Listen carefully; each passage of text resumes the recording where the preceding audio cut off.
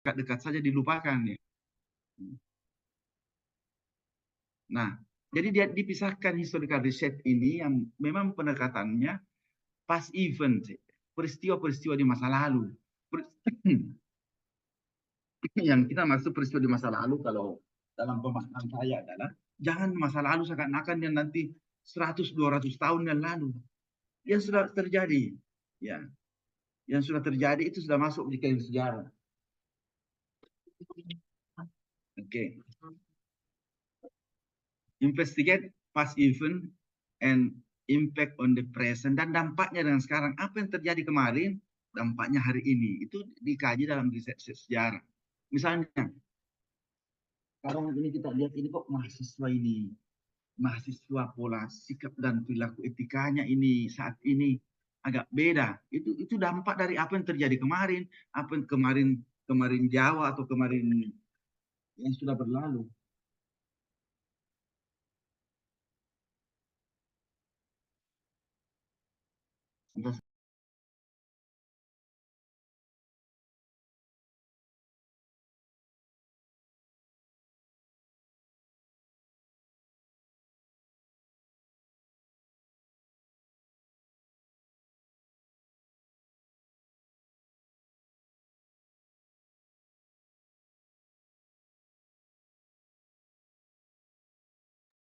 Saya lanjut teman-teman sekalian tentang action research aplikasi kaji tindak ini. Nah ini juga teman-teman sekalian ini kan saya kemarin ini membimbing secara private ini mahasiswa S2 di Setialan Asam. Nah, dia mau melakukan riset dengan menggunakan jenis penelitian yang disebut sebagai action research. Tapi ya mungkin karena mereka ini tidak familiar mungkin melakukan riset-riset kaji tindak ini, sehingga proposal yang diajukan itu dianggap terlalu berat katanya untuk dikerjakan. Ya, dianggap bahwa cocoknya untuk misalnya katanya hanya didiklat saja. Kenapa? Karena pemahaman tentang metodologi penelitian kita ini yang berbeda. Yang berbeda. Dianggap bahwa action research itu hanya cocok untuk riset-riset apa kecil-kecil yang dilakukan guru terhadap siswanya atau dosen terhadap mahasiswa yang disebut sebagai penelitian tindakan kelas, atau yang dilakukan oleh kepala sekolah atau pengawas terhadap guru-guru atau pegawai yang disebut sebagai penelitian tindakan sekolah atau penelitian tindakan kampus. Padahal ini juga satu bagian penelitian yang ya setara dengan yang lain ya. Karena publikasi-publikasi internasional untuk action research juga sudah banyak yang Q1. Artinya kuartil 1 itu jurnal-jurnal internasional paling bereputasi dengan level yang tertinggi kalau Q1. Nah ada juga, tapi ada orang yang menganggap bahwa action research ini, nah apa yang fokusnya? Fokus on solving practical problem through cyclic research process. Jadi ada proses-proses yang siklusnya itu yang namanya action research itu. Kalau kita mau riset tesisnya nanti, ya misalnya kemarin itu mau meriset tentang penerapan apa namanya inovasi pelayanan Sinona. Sinona itu akronim dari siap antar obat Anda. Ya, karena di kota-kota besar ini ngantrian-ngantrian itu menyebabkan banyak orang yang tidak mau ngantri lama obat setelah diperiksa, sehingga ya pihak rumah sakit itu mengembangkan inovasi yang namanya Sinona, siap antar obat Anda. Nah, tapi oleh saya katakan di pembimbingnya kemarin itu karena perspektifnya tentang metodologi penelitian ini yang berbeda dengan kita, dianggap bahwa itu kurang pas. Padahal di pembagian metodologi penelitian ini ya selevel. Ada lagi yang disebut sebagai grounded theory research. Nah, tadi itu tentang siklusnya itu action research itu minimal biasanya ada 4, mulai dari perencanaan, pelaksanaan, ya kemudian pengamatan, dan yang terakhir adalah refleksi. Baru masuk lagi siklus kedua yang mana harus diperbaiki perencanaannya, ya, pelaksanaannya, kemudian pengamatannya, dan berefleksi lagi. Kalau misalnya masih kurang, biasanya masuk lagi ke siklus ketiga, cyclical. Ini cyclic research ini. Yang ketiga biasanya lakukan lagi perencanaan. Nah inilah sampai dianggap mungkin kemarin itu dianggap bahwa ini agak berat dikerjakan. Padahal sebenarnya kalau orang yang sudah bekerja misalnya pada bagian frontliner di satu unit layanan itu gampang sebenarnya karena tinggal mengambil datanya ya tentang aspek-aspek yang diteliti. Oke, yang ketiga, yang lain adalah seperti tadi grounded theory research ini. Inilah develop theory through systematic data coding and analysis. Nah, ini grounded theory research ini sesungguhnya adalah orang menganggap selama ini adalah inilah pure kualitatif atau inilah kualitatif murni sebenarnya. Sehingga lahirlah pemahaman sebenarnya selama ini bahwa ending dari penelitian kualitatif itu apalagi kalau dilakukan dengan jenis penelitian grounded theory research ini itu endingnya adalah mengembangkan teori, melahirkan dan mengembangkan teori. Ya, tentu melalui systematic data coding and analysis yang dilakukan ya. Sedangkan ending dari penelitian kuantitatif adalah menguji teori pada lokus tertentu. Itulah sampai penelitian kuantitatif selama ini variabel A, B, X1, X2, X3 dan seterusnya tambah ke Y misalnya Y1, Y2 itu dianggap variabelnya pindah-pindah. Ya, pindah-pindah variabelnya karena lokusnya pindah. Karena memang endingnya penelitian ini adalah menguji teori pada lokus tertentu. Nah itu bedanya teman-teman sekalian. Masih menyangkut pembagian tadi ini 6 riset metodologi ini ya tentang description-nya atau gambarannya ya. Gimana apa riset metodologi dilakukan dengan action riset misalnya ini. Description-nya adalah metodologi involving active participation and intervention in the research context. Tentu penelitinya ini ya metodologi ada partisipasi aktif ya dan campur tangan atau intervention ya pada konteks penelitian. Namanya kita ini mau kaji tindak misalnya kalau kita ini apa tindakan yang dilakukan dalam rangka meningkatkan motivasi belajar mahasiswa misalnya. Apa tindakan yang dilakukan dalam rangka mahasiswa tidak sering terlambat datang, terlambat bergabung kalau pembelajarannya daring. Nah, itu kita uji cobakan misalnya, oh ternyata disinggung mahasiswa. Jadi pada pertemuan pertama disinggung mahasiswa, ya kalau merasa tersinggung masih bagus. Ya, akhirnya mau berubah. Ya, karena bagi saya ini sebagai dosen, sebagai guru, menganggap bahwa metode ketersinggungan itu adalah satu metode yang baik dilakukan dalam era saat ini. Ya. Karena apa tujuan dari pendidikan? Kalau menurut saya, siapapun yang merumuskan tujuan pendidikan di dunia ini, ya kalau kita baca pemikiran-pemikirannya, tujuannya adalah change of behavior, perubahan perilaku. Jadi kalau dikasih persuasi tidak mau berubah, atau diajak tidak mau, dimotivasi tidak mau, ya mungkin karena memang apa namanya telinganya tebal, disinggung. Kalau sudah disinggung sudah tidak mau, itu ya. Nah, jadi bagi saya ini menganggap bahwa, nah itu lewat action research bisa dilakukan, ya. Misalnya yang terlambat masuk misalnya ya, oh tersinggung karena ini dianggap ini malas misalnya. Ya, berarti dia mau berubah minggu depan tidak mau terlambat lagi. Tapi kalau ya itu bisa teliti. Ya. Kalau misalnya masih terlambat minggu depan, disinggung lagi 2-3 kali karena 3 kali siklusnya tadi itu kalau 3 kali singgung tidak mau berubah, memang sudah telinganya apa namanya sudah peka memang dari ketersinggungan. Oke, teman sekalian. Etnografi ya, satu jenis metodologi penelitian etnografi biasa.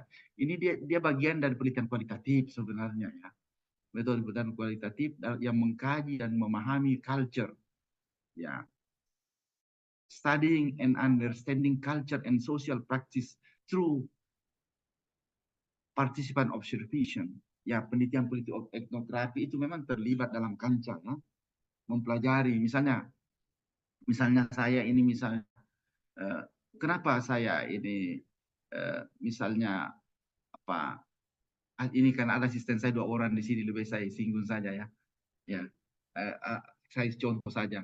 Nah ada orang Bone ada orang Pangkep misalnya ya. Ada orang apalagi eh, orang Pindrang. Nah, saya langsung dan tidak langsung sebenarnya mau menerapkan metode penelitian etnografi ini dalam karena saya mau memahami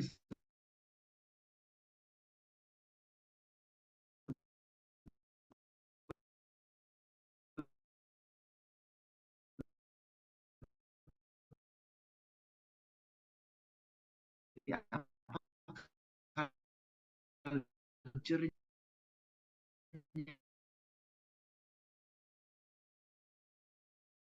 itu,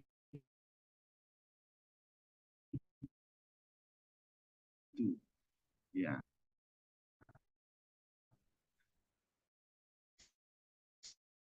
seperti apa sosial praktis besar dan seterusnya. Nah, kemudian setelah dia mengembangkannya berdasarkan pada analisis data yang sistematik, dia mengembangkan model yang disebut sebagai prototipe masyarakat Jawa yang masing-masing dia pelajari seperti apa latar belakang culture kehidupan sosial dan budayanya masyarakat Jawa desa di Mojokuto itu, lalu dibagi bahwa masyarakat Jawa itu terbagi menjadi 3 layer. Ada disebut sebagai kelas agap abangan atau masyarakat kebanyakan, ada disebut sebagai kelas santri, yang mungkin santri karena nyantri di pesantren, di padepokan, dan macam-macam, dan ada yang disebut sebagai kelas priayi atau kelas-kelas yang mungkin kelas elit atau yang kelompok bangsawan lah, itu masuk priayi kira-kira gitu. Kan di Jawa juga ada juga bangsawan-bangsawannya ya. Nah, kemudian ada metode campuran atau bauran ini, mindset method ini. Sebuah metode yang mengkombinasikan tadi kualitatif dan kuantitatif, pendekatan kualitatif. Tentu mulai dari misalnya penetapan judulnya, ya karena judulnya kualitatif dan kuantitatif biasa beda kan, sampai pada teknik analisis dan penarikan kesimpulannya di situ tentu dikombinasikan. Kemudian tadi ini kualitatif sudah disampaikan juga, research approach focus on understanding and interpreting non-numerical data. Ya, tidak data bersifat angka, tapi berupa simbol, pemaknaan, dan seterusnya. Apa maknanya kalau segitiga? Ya. Apa maknanya kalau segi 4 dan seterusnya, segi 5? Nah, ya. Kan. Oke, teman-teman sekalian, di sini lanjutannya. Di sini the specific plan or structure outlining how the research will be conducted, including the data collection and data analysis method. Ya. Nah, pertama ya adalah select research design. Nah, memilih apa rancangan penelitian yang ditetapkan atau ya yang dipilih select research design ini didasarkan pada riset question, pertanyaan penelitian. Ya kita paham selama ini di administrasi bahwa Rudyard Kipling itu mengembangkan kata kunci pertanyaan dan dengan akronim 5W1H. Ya. What, why, where, when, who, ya, when, kapan, where, di mana, dan how-nya itu, hanya itu how, gimana caranya. Yang kedua itu kata kunci pertanyaan ya, research question-nya. Kemudian gap, ya, gap ini tentu gap yang dimaksud di sini adalah gap antara dasolen dan dasein, ya, kesenjangan antara harapan dan kenyataan. Ya harapan disebut sebagai misalnya dasolennya, dasenya adalah kenyataannya. Nah, kesenjangan, ya. Nah, jadi uh, apa namanya desainnya ini, riset desainnya didasarkan pada tipe dari datanya, data.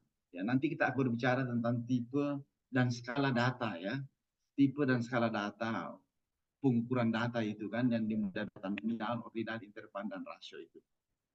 Nah, lalu di sini dicoba di sini riset desainnya, riset desain tentang eksperimental, tentang survei, tentang case study, tentang etnografi longitudinal, cross sectional, cohort study, analisis isi, kemudian studi-studi yang penekanannya pada observational atau pengamatan. Nah, di sini teman sekalian ya, kita selama ini misalnya case study itu kan sebuah pendekatan dalam, kenapa? Karena riset desain yang sifatnya case study ini adalah dinyatakan di sini bahwa in-depth examination of a single entity or a few cases, ya, mendalami suatu kasus, menguji secara intens suatu kasus ya. Misalnya seperti kemarin 2-3 minggu lalu kasus tentang konflik mahasiswa dengan masyarakat yang berujung pada pengerusakan kaca-kaca di Pinisi misalnya kan.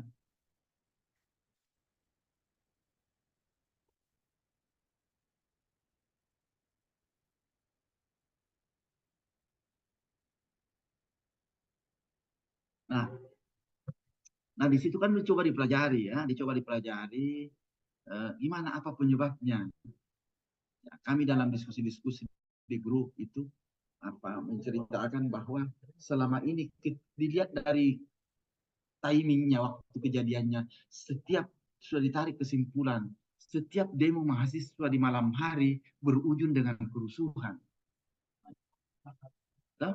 Ya, jadi kalau begitu solusinya adalah kalau setiap harus ditegakkan aturan, tidak boleh mahasiswa bermalam di kampus. Ketika berdemo tidak boleh melewati batas jam 6, dan kalau batas jam 6 dilewati maka dia sudah berurusan dengan aparat, kampus tidak bertanggung jawab misalnya, karena sudah ditentukan misalnya begitu. Karena seperti kejadiannya kemarin itu salah satu asumsi dasarnya adalah karena setiap demo yang terjadi di malam hari berakhir dengan kerusuhan. Nah, itu bisa dikaji itu penyebabnya apa. Itu dikaji bisa dalam case study. Sedangkan yang sifatnya longitudinal tadi dia udah dari kata long ya.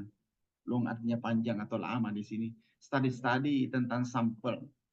Studies the same subject over an extended period. Jadi orang yang misalnya yang contoh kecil tentang yang namanya longitudinal ini misalnya ya, dalam penelitian misalnya psikologi perkembangan misalnya ilmu jiwa ya, mempelajari misalnya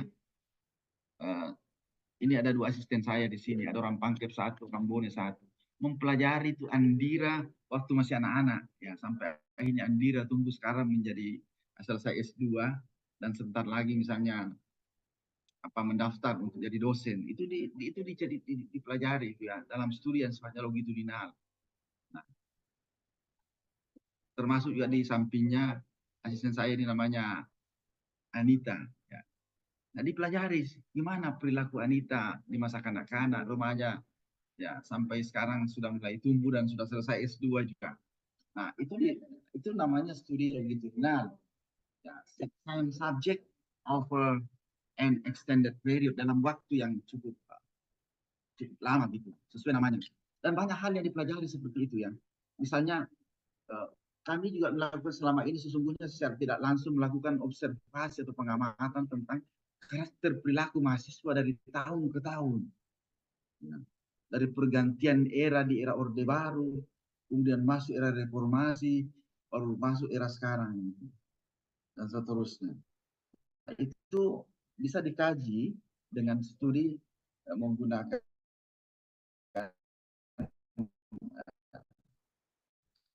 desain logik waktu yang panjang. Sedangkan ada yang disebut sebagai cross-sectional cohort study. Nah, collect datanya itu pengumpulan datanya itu from various group at a single point in time. Jadi diambil dari berbagai sumber data Ya di situ biasanya datanya itu dilakukan apa uji apa kualitas konten dan seterusnya ya. Apa namanya? Ada pengujian-pengujian biasanya dilakukan semacam triangulasi ya, triangulasi sumber. Ya, triangulasi sumber. Karena apa ini various group at a single point in time. Kemudian ada disebut sebagai eksperimental di sini ya, tadi eksperimental, ya namanya studi-studi eksperimen atau percobaan ya, memanipulasi variabel to establish cause and effect relationship. Nah, ada uji coba kalau namanya eksperimental itu ada uji coba, misalnya dua kelompok sampel, ada kelompok sampel yang menjadi kelompok kontrol dan yang satunya sebagai kelompok yang diberikan perlakuan. Jadi berikan perlakuan misalnya begini, mahasiswa mau diteliti, ada mahasiswa yang dimanjakan, ya dimanjakan dikasih ini, ya di fakultas misalnya, dimanjakan apa keinginannya dipenuhi dan seterusnya. Sementara yang kelompok kontrol itu dibiarkan saja. Kita lihat efeknya, yang mana yang membawa efek kepada tingkat ketaatan mahasiswa misalnya, mengikuti aturan-aturan kampus, apakah yang terlalu dimanjakan itu yang kemudian apa namanya berubah menjadi mahasiswa yang justru karena terlalu dimanjakan jadinya banyak maunya dan tidak mau mendengar misalnya. Nah itu tergantung dari gimana nanti hasilnya. Yang jelas bahwa eh, apa namanya pendekatan penelitian yang digunakan adalah sifatnya apa desain penelitiannya adalah desain eksperimental, akan dilakukan uji coba. Sama juga di riset biologi misalnya untuk melihat efek dari misalnya zat tertentu atau apa istilahnya kalau di biologi misalnya itu ya, misalnya melihat ke apa pemupukan misalnya atau efek dari pupuk ini apakah berdampak signifikan dibanding kelompok kontrol yang tidak diberikan treatment atau tidak diberikan perlakuan. Nah, itu desain risetnya adalah contoh untuk eksperimental. Nah, masih ini nih teman-teman lanjut lagi. Case study ya, riset desain yang difokuskan on an in-depth examination of a specific subject or case. Ya namanya studi kasus tadi itu ya harus melakukan pendalaman ya. Uh, ya menguji secara intensif atau in-depth examination of a specific subject or case. Kita dalami sebenarnya apa di balik apa di apa di balik fenomena yang muncul yang menyebabkan misalnya perilaku masyarakat kita ini menjadi oportunis. Apa penyebabnya oportunis? Ya dalam bahasa administrasi itu berperilaku opportunistic behavior atau perilaku yang suka memanfaatkan kesempatan dalam kesempitan. Kenapa masyarakat kita seperti itu? Itu bisa dengan desain penelitian studi kasus bisa menjelaskan misalnya begini. Oh diamati, oh ternyata masyarakat ini cerdas ini. Ya. Masyarakat ini ada bargaining karena politik sekarang ini politik bargaining atau tawar menawar ya. Ya, dalam transaksi politik pemilu misalnya sifatnya tawar menawar, baik pemilihan kepala daerah maupun pemilihan anggota legislatif itu semuanya dengan pola transaksionis. Nah, lewat case study ini bisa dijelaskan. Ya, lalu dicoba dianalisis apa yang menyebabkan tadi ini masyarakat kita menjadi oportunis, causes in effect.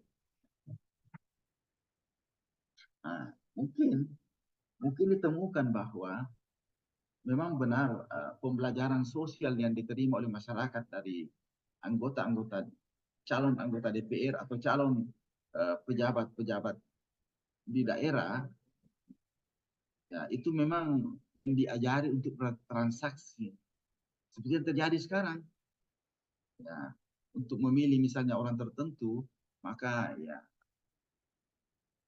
terjadi politik uang itu kan sangat transaksionis dan itu sangat berdampak. Nah, itu karena tapi bukan masalah uangnya saja yang bermasalah di sini. Kita tarik ke belakang ternyata masyarakat kita ini pola pikirnya menjadi transaksionis ya. Malah mungkin dengan Tuhan pun mau apa namanya dan doanya juga kepada Tuhan ini sangat transaksionis.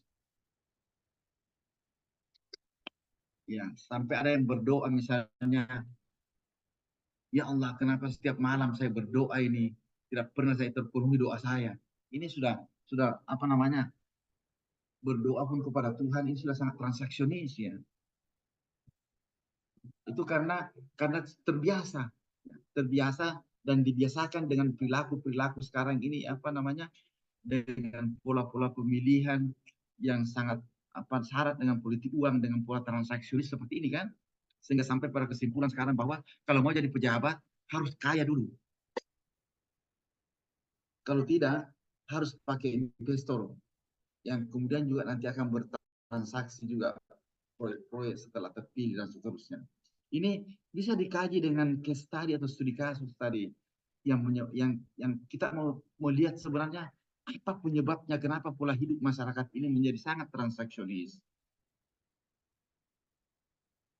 Nah, kesimpulan sementaranya itu pembelajaran sosialnya itu dari perilaku-perilaku perilaku-perilaku calon pejabat dan perilaku-perilaku calon anggota legislatif. Itu yang memberikan pelajaran buruk buat masyarakat kita. Misalnya kesimpulannya begitu ya. Sedangkan ini desain riset cross-sectional tadi, riset design involving data collection at single point in time for comparative analysis. Ya namanya cross-sectional ini ya uh, apa dilakukan semacam analisis perbandingan, comparative analysis. Ya. Mungkin pada uh, apa namanya pada langgam berbeda atau pada konteks yang berbeda ya dicoba dibandingkan. Misalnya begini, sama-sama sama-sama ini mahasiswa ini diterpa oleh teknologi modern saat ini misalnya. Tapi kok kenapa misalnya ternyata perilaku masyarakat ini misalnya mahasiswa di kota atau di daerah itu ya karena ada kampus-kampus daerah ya kenapa mereka lebih misalnya lebih lebih wise misalnya lebih lebih tidak apa namanya lebih stabil lah dibanding misalnya hidup di kota misalnya. Nanti itu dijawab bahwa ada faktor situasional yang mempengaruhi misalnya.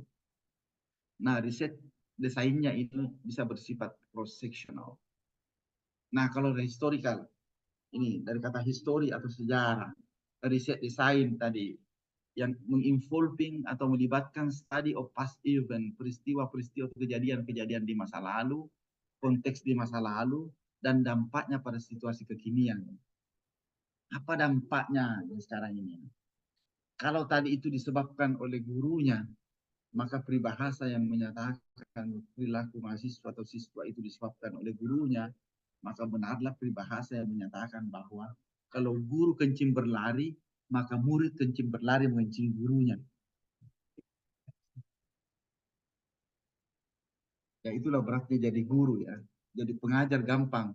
Kalau sudah banyak membaca buku, membaca referensi, pendidikannya bagus, S2 atau S3, ya, punya pengalaman banyak, menjadi pengajar itu gampang. Tapi menjadi pendidik atau tanda petik guru itu berat. Ya. Karena kata guru in English, itu di luar negeri, guru itu sama dengan begawan. Kalau kita bicara guru ekonomi, maka yang dimaksud Indonesia adalah begawan ekonomi atau sangat ahli di bidang ekonomi. Nah, seperti dulu itu ada bapaknya apa namanya? Bapaknya siapa presiden yang dimenangkan ini, siapa namanya Prabowo Subianto, bapaknya itu kan guru ekonomi Indonesia atau begawan ekonomi Indonesia. Ya. Riset desain tadi masih lanjutan desain penelitian ini. Kualitatif, compare, kuantitatif, membandingkan ya. Jadi kata kuncinya kelihatan di sini. Nah untuk kualitatif, how come? Sedangkan untuk purpose-nya maksudnya ya. Sedangkan untuk kuantitatif, how many? Ya kan tadi bicara numerikal angka-angka, angka-angka biasanya ya menanyakan berapa banyak atau berapa diangkakan tingkat signifikansinya.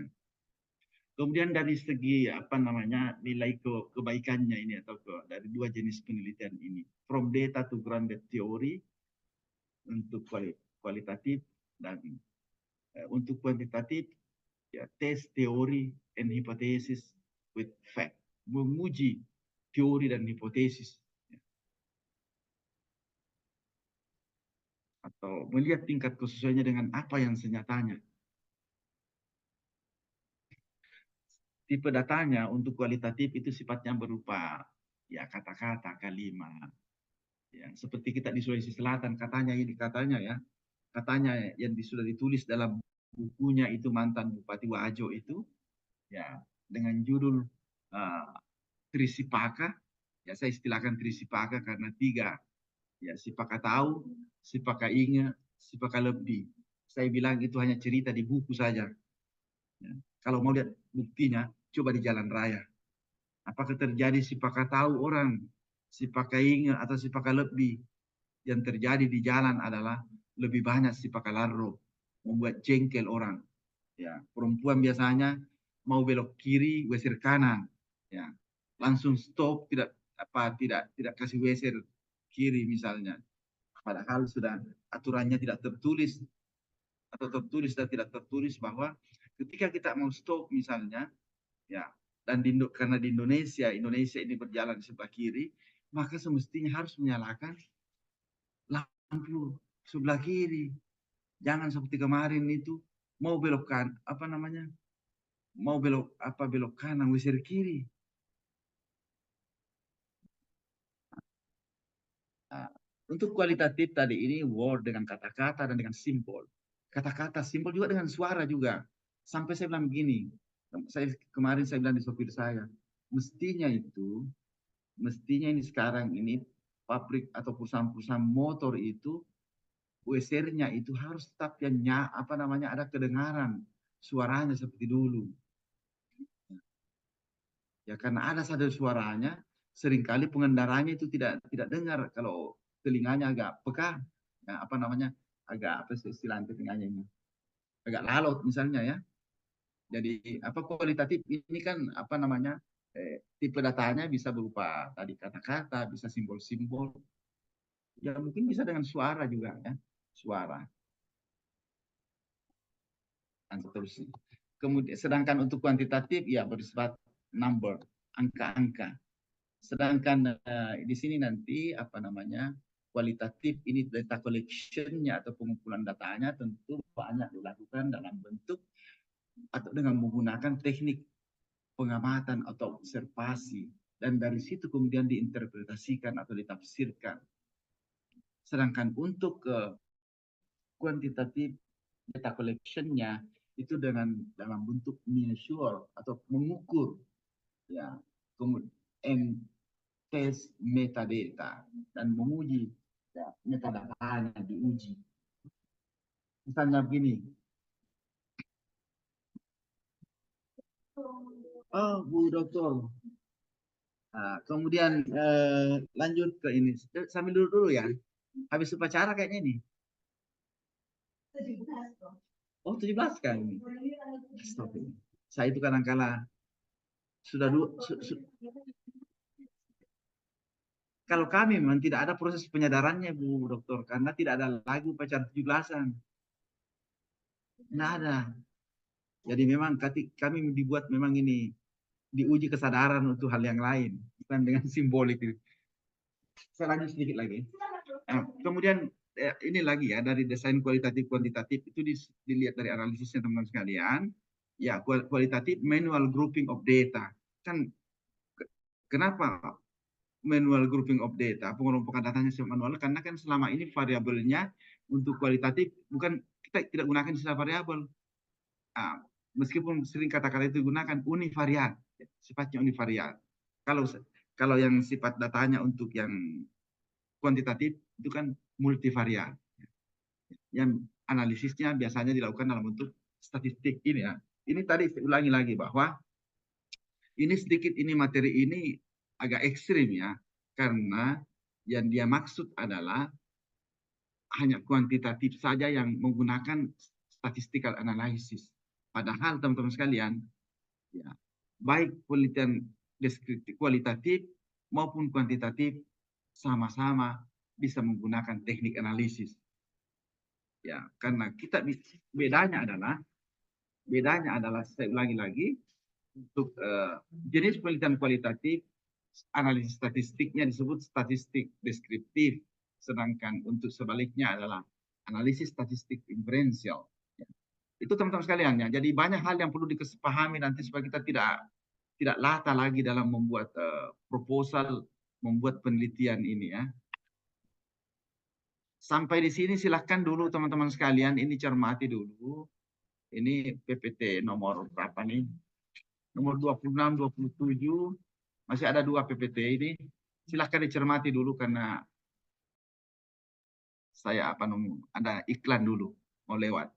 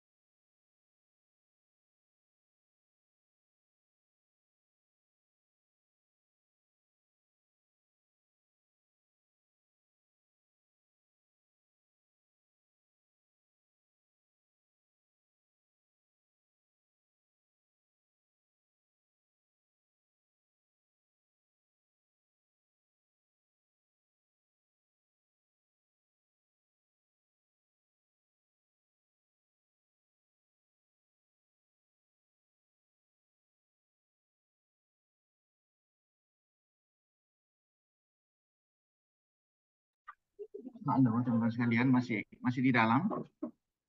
Halo. Iya, Prof. Ah, ini kan masih ada dua PPT kita ini ya, tentang riset desain, desain penelitian ini kan. Ah, jadi kesepahaman kita misalnya tadi ini, kita coba lihat lagi. Hmm, untuk riset desainnya ini deskripsinya ya, yang kita pahami tentang riset desain tentu ini ya menyangkut keseluruhan dari struktur dan rencana pada dalam untuk melakukan riset ya. Yang di situ di dalamnya ada metode, ada prosedur, ada strategi untuk mencapai tujuan riset kan itu kan yang kita pahami sebagai riset desain. Lalu di sini juga dijelas deskripsikan lagi tentang experimental design atau rancangan yang sifatnya eksperimental yang saya sudah sampaikan tadi. Nah, yang namanya eksperimental itu kan ya memang melibatkan control manipulation of variable. Ada variabel-variabel yang diberikan apa perlakuan atau diberikan treatment dan ada satu variabel yang disebut sebagai kelompok kontrol yang biasanya yang umum pahami memang kalau sifatnya eh, eksperimental design ini dilakukan di laboratorium. Tapi kita perlu paham teman-teman sekalian karena kita ini orang social science. Ya, kalau orang social science itu laboratorium paling lengkap adalah society, bukan yang dibatasi oleh empat dinding. Ya kan? Assalamualaikum. Eh, apa nih? Halo, yang kontra? Eh? Oh, aku telepon bang, telepon bang.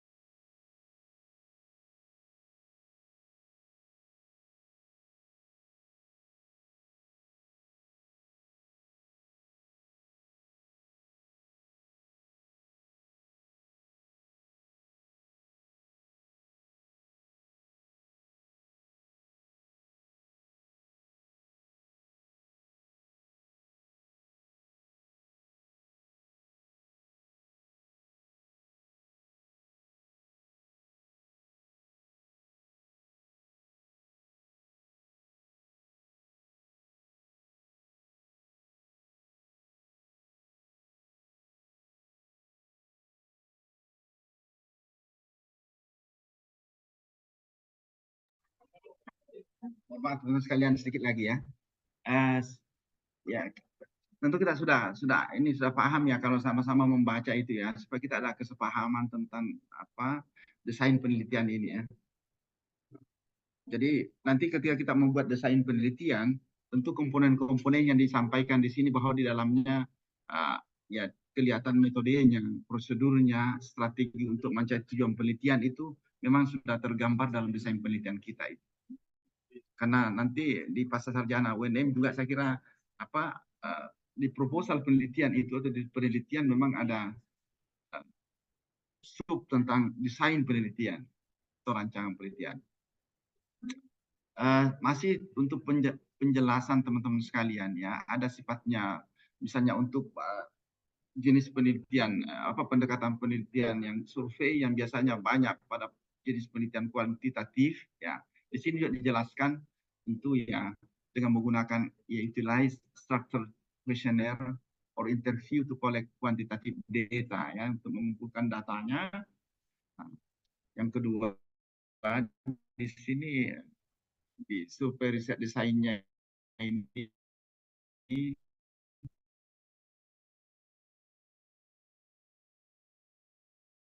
pemahaman tentang perilaku ya. Ya itu bisa dilakukan survei saya kira. Nah, sementara desain studi-studi kasus seperti yang tadi kita sudah bicarakan juga atau case study design ini seperti di sini description-nya adalah involve and in-depth exploration single case or a few case ya. Dicoba didalami suatu yang masalah ya, apa istilahnya mungkin ya, mencoba mencari tahu akar permasalahannya terhadap sesuatu.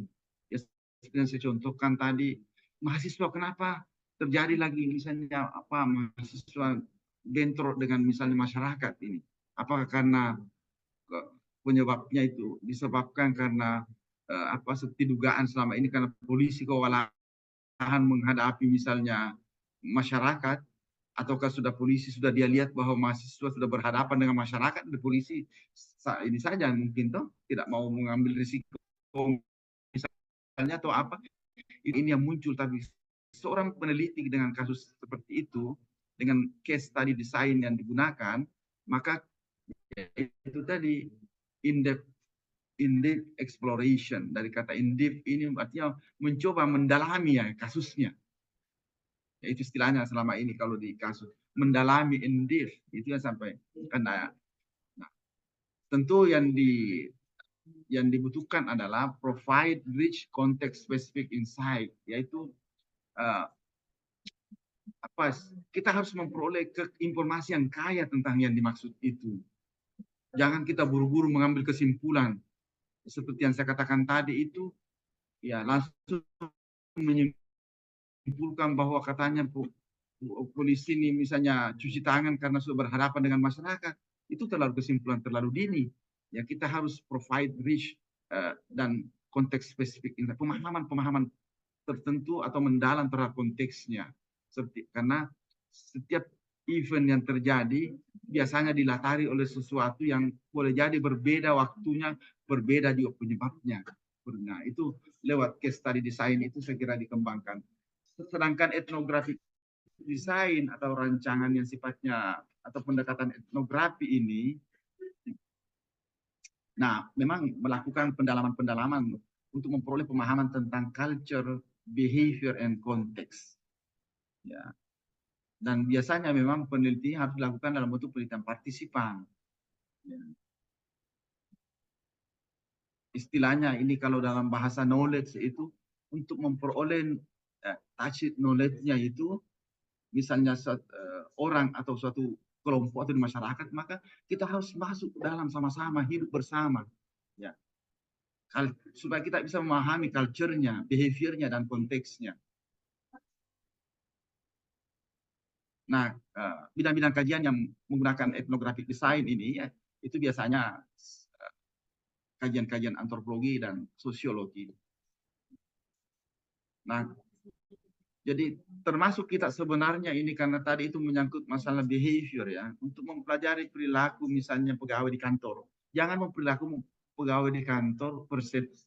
Hanya menanyakan persepsinya saja dengan menggunakan instrumen angket. apalagi menggunakan opsi jawaban selama ini setuju, sangat setuju, cukup setuju. Pasti mereka itu kalau ditanya, setujukah kalau misalnya orang yang tidak ada kepentingannya misalnya ini apa namanya dilarang, misalnya pasti mengatakan sangat setuju. Tapi kenyataannya misalnya tidak begitu. Nah, harus dengan menggunakan pendekatan yang sesuai. Ya, apalagi misalnya kalau kajian kita, misalnya kajian sosiologi organisasi, karena orang ya menyangkut perilaku tadi itu, menyangkut behavior, menyangkut culture budaya organisasi dan tentang konteksnya. Memang harus dirancang dengan menggunakan pendekatan atau desain penelitian etnografik ini. Itu teman-teman sekalian, saya kira pemahaman kita sudah mencermati sampai halaman 27 dari PPT ini. Silahkan dibaca duluan ini PPT-nya nanti. Ini halaman 29 dan seterusnya. Ya, riset metodenya itu yang bicara mulai tentang toolsnya, tekniknya, dan prosedur yang digunakan dalam memperoleh, gathering, analyzing, interpreting data in research study. I've done my research. Ada picture di sini yang tertulis ini I've done my research ya. Ya karena dia sendiri yang misalnya terlibat dalam gathering, pengumpulan datanya, analisisnya, menafsirkan datanya dengan menggunakan tools, teknik dan prosedur, mengikuti prosedur tertentu. Ini nanti teman-teman sekalian nanti kita mungkin bicarakan pada pertemuan yang akan datang. Ini untuk apa menyegarkan pemahaman kita. Tapi gini, ini kan nanti mungkin materinya ini dalam waktu cepat akan selesai dan kita cukup banyak pertemuan. Saya mau seperti ini teman-teman sekalian. Mungkin pada pertemuan yang akan datang ini, karena kita sudah punya pengalaman juga mengikuti kuliah metodologi penelitian di S1 atau program sarjana, maka ini saya mau berikan tugas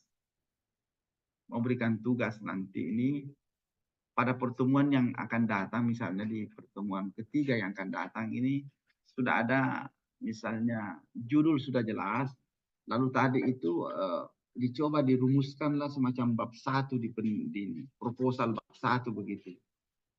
Ya, yang dimana bab 1 itu ada pendahuluan. Bab 1 kan biasa pendahuluan kalau penelitian ya. Di situ ada latar belakang masalahnya, kemudian rumusan masalah, tujuan penelitian dan manfaatnya.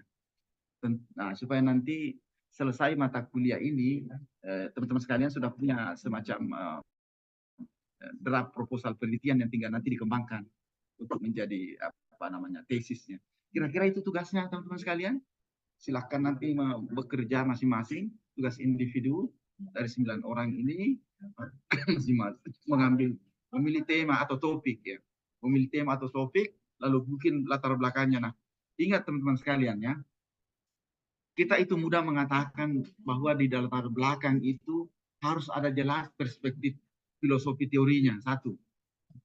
Yang kedua, di latar belakang itu ada perspektif ya normatifnya atau aturan-aturan. Ketika kita bicara tentang penanganan stunting misalnya, berarti apa? Aturan Kementerian Kesehatan misalnya, undang-undang tentang kesehatan, baru di bawahnya misalnya peraturan Menteri Kesehatan, di bawahnya lagi misalnya surat edaran atau apa misalnya. Itu landasan normatifnya. Lalu di bawahnya lagi itu, di situ biasanya kita bercerita tentang theoretical problemnya, ya, yang menjelaskan kesenjangan antara harapan dan kenyataan. Apalagi nanti dikaitkan dengan lokusnya atau tempatnya kita meneliti, ya, di situ dideskripsikan kesenjangan antara harapan dan kenyataan, sehingga jelas betul-betul menjadi dasar perlunya nanti itu penting dan menariknya meneliti tentang apa yang kita buat itu. Jadi tugasnya ini saya kira teman-teman sekalian, jadi saya bilang tadi minggu depan itu sudah ada draft yang kita bisa baca sama-sama. Ya, saya berikan karena ini hanya 9 orang, nanti bisa saya pada waktu-waktu tambahan kita bisa melihat presentasi dari teman-teman sekalian. 1-2 orang kita coba analisis. Ya, bab 1 begitu proposal. Kira-kira itu ya, karena waktu juga sudah mau masuk salat lohor.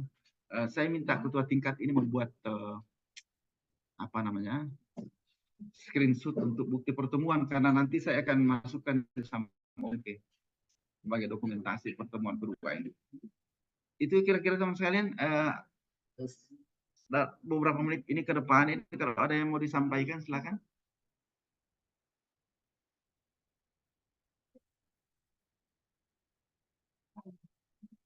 Halo. Ini cuma satu perempuan ya. Siapa ini? Nur Hidayatun ya. Muhammad Nur, Andik Fitra mana Andik Fitra? Oh ada ini. Andik Fitra kelihatan orangnya. Dengan Wina Prastiwi, perempuan juga ya.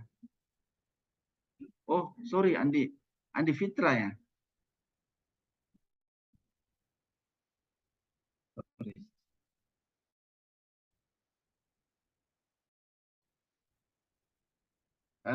Mana ini Muhammad Nur. Muhammad Nur Fajir ya. Kemudian ini Nur Fajir. Ini siapa lagi? Siapa lagi ini? Dan tidak kelihatan orangnya tadi ini.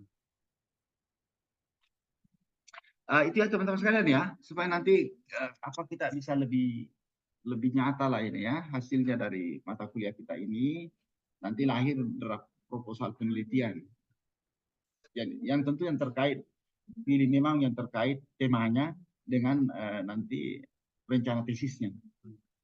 Baik, tentu saja kalau tidak ada komentar atau ada silakan kalau masih ada beberapa menit ini. Baik.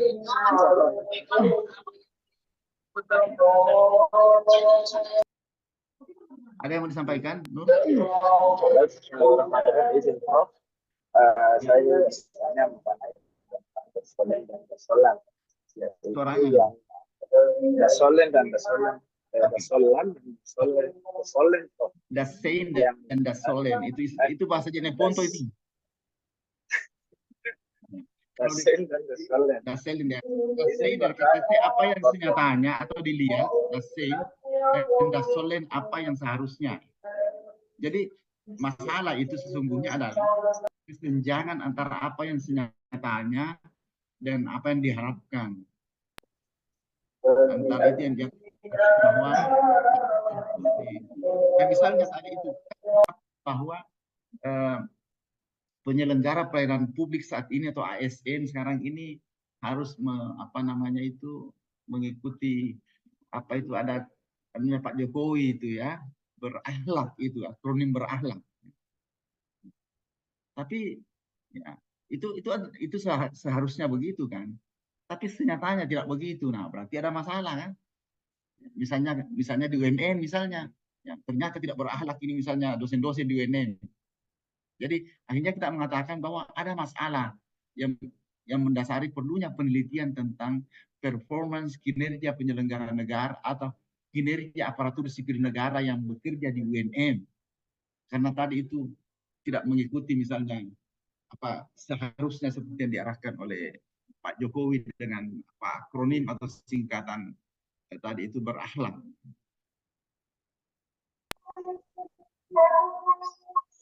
Nah, kira-kira itu ya yang tentang dasolen tadi. Jadi jangan kita memahami selama ini masalah itu negative thinking.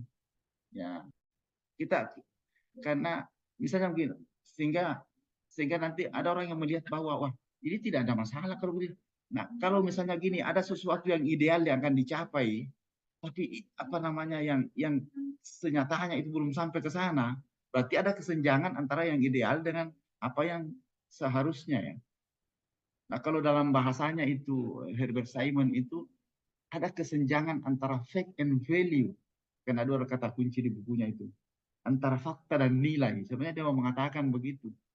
Das Sollen dan Das Sein sebenarnya itu. Ya, kata kunci yang ada di bukunya Herbert Simon yang berjudul Administrative Behavior itu. Itu kira-kira teman-teman sekalian. Ada yang lain?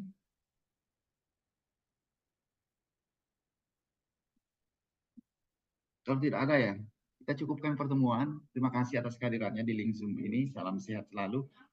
Ketua tingkat jangan lupa dibuat screenshot lagi. Di awal dan di akhir pertemuan.